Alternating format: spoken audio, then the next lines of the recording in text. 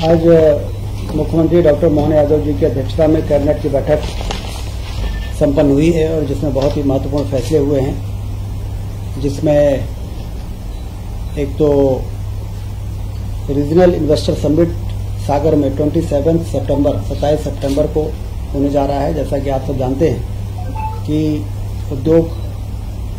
औद्योगिक निवेश को बढ़ाने के लिए, आकर्षित करने के लिए मुख्यमंत्री जी रीजनल इन्वेस्टर समिट कर रहे हैं संभागीय मुख्यालयों में, जिससे कि उस रीजन में कि कौन सी इंडस्ट्रीज का पोटेंशियल है उसको इन्वेस्टर समझ सकें, डिस्कशन हो और उसके बाद फिर रीजन वाइज इन्वेस्टमेंट होगा तो पूरे मध्य प्रदेश में औद्योगिक क्रांति लाने में मदद मिलेगी।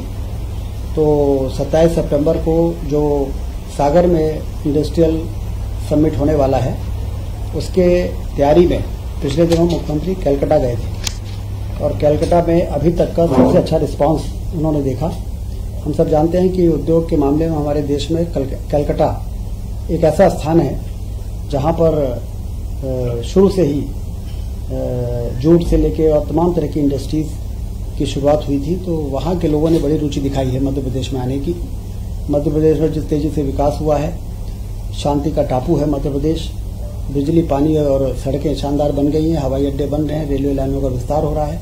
इसलिए एक बहुत अच्छा रिस्पांस मुख्यमंत्री जी ने वहां पर फील किया और हम सभी उम्मीद करते हैं कि रीजनल इंडस्ट्री कॉन्क्लेव जो सागर में होगा, उसके बाद अगले महीने रीवा में होगा, फिर होशंगाबाद और फिर शहडोल में होगा।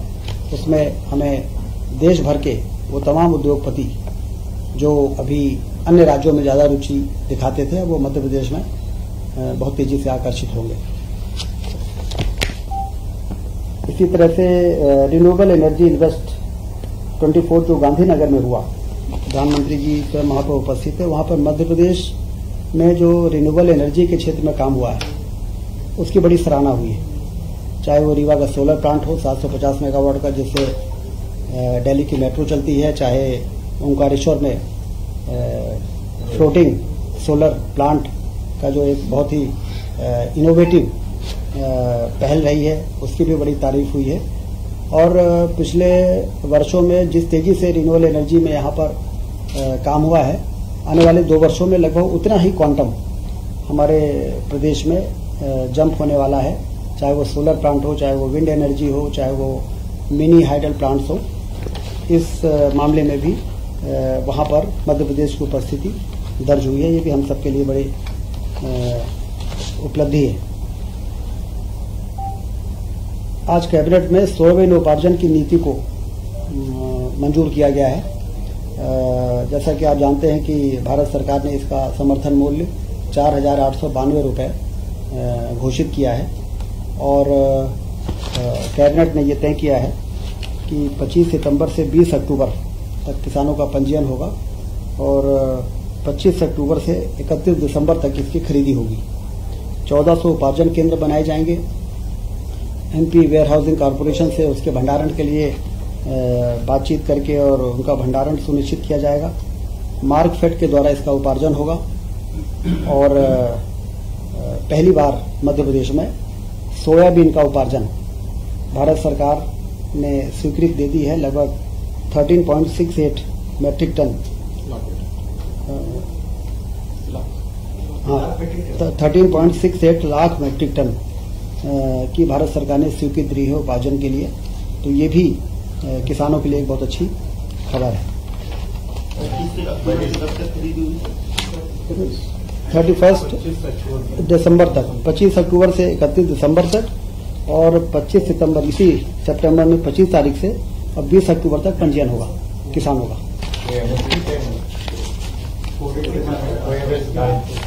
एमएसपी 4,892। आज जो मार्केट रेट है लगभग 4,200 से लेकर 4,500 के बीच में है, 4400, 4,892। मतलब किसानों के लिए बहुत ही अच्छा अवसर रहेगा।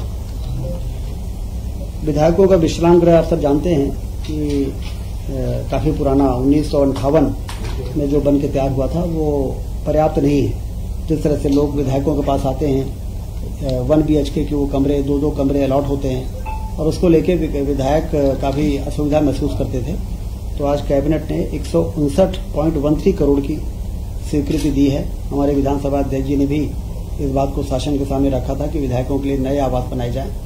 तो 2 ब्लॉक को हम नवीन वो जो पारिवारिक खंड है उनको हटाएंगे और वहां पर फ्लैट्स बनाएंगे।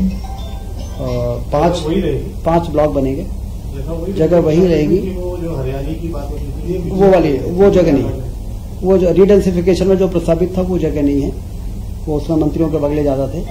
ये है पुराने पारिवारिक खंड क्रमांक 1 एवं शॉपिंग सेंटर के स्थान पर 102 आवास रहेंगे, 5 ब्लॉक बनेंगे, 2615 वर्ग फीट उसका स्क्वायर एरिया होगा और संपूर्ण परियोजना की राशि होगी 159.13 करोड़। तो कुल मिला के विधायकों की सुविधा मतलब विधायकों के पास आने वाले हजारों लोग जो जनता जनार्दन होती है उनको भी सुविधा होती है, जब वहां पर बैठने की अच्छी जगह हो, पार्किंग की जगह हो और मीटिंग कर सकें।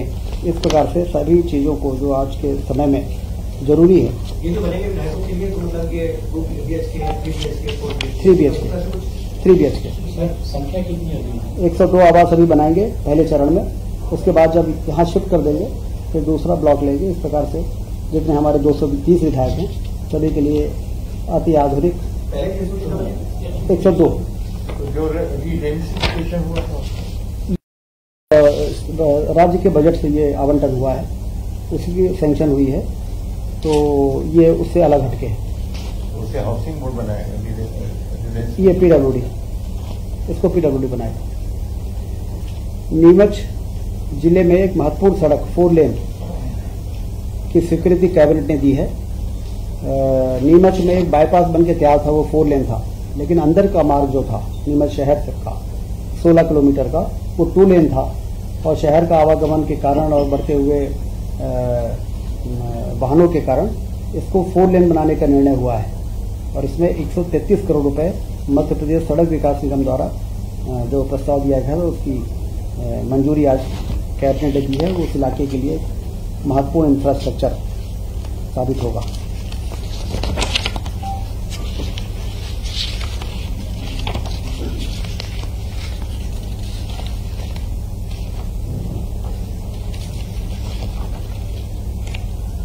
आज के कैबिनेट में यही महत्वपूर्ण इशूज है।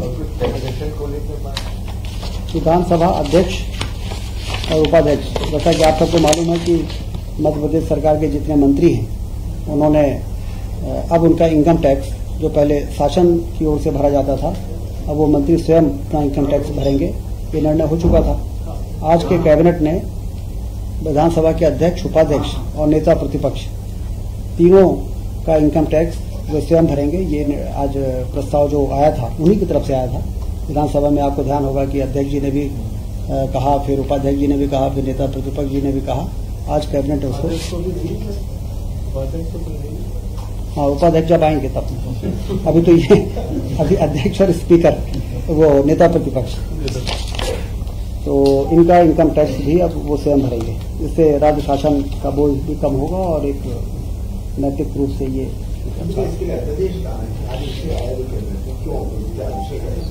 अधिनियम में संशोधन करना प्रस्तावित रहेगा। हाँ, अधिनियम जो है उसमें आज कैबिनेट ने मंजूरी दे दी है। अब जब हाउस होगा तो उसमें अध्यादेश में जो जरूरी संशोधन है वो हो जाएगा। कितनी बचत होगी? अब ये तो कैलकुलेट करके ही जानकारी के अलावा आपके पास से बात की हाँ, तो उज्जैन में जिले की कान नदी पर कान डायवर्जन क्लोज डक्ट परियोजना की भी रिवाइज सैंक्शन आज कैबिनेट ने दिया है, पुनरीक्षित प्रशासकीय स्वीकृति। मूल रूप से यह योजना पहले 479 करोड़ की थी, तो अब बढ़ के 919 करोड़ हो रही है।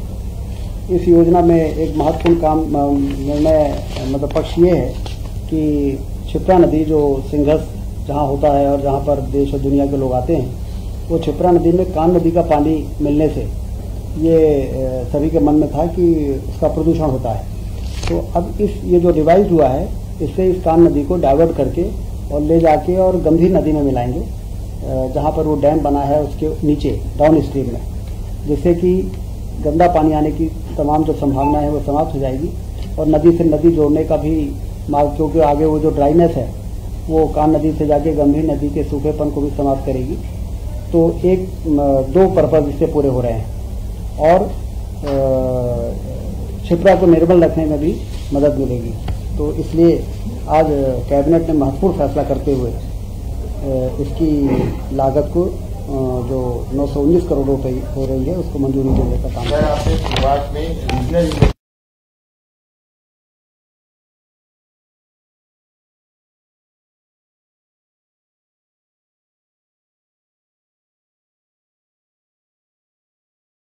का अपना संतान के सुख से वंचित है। अब बहनें संपर्क करें विंध्य क्षेत्र के विख्यात पहिल टेस्ट ट्यूब बेबी सेंटर से।